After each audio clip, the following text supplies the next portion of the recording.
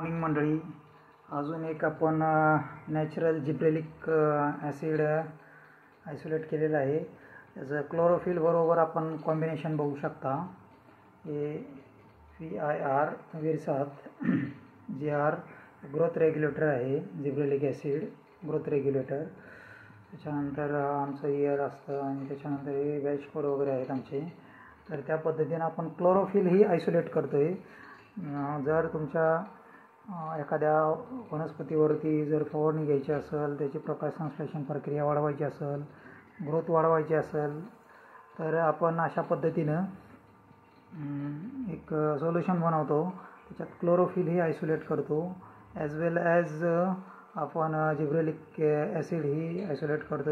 Natural gibberellin acid, जेणेकरून तुम्हाला मार्केटमध्ये जिब्रेलिक ॲसिडची किंमत साधारणतः साधारणतः 15 ते 20 हजारच्या आसपास जाऊ शकते.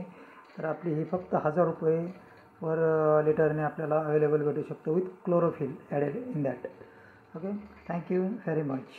कसा वाटला आपला नवीन प्रयोग, प्लीज कमेंट.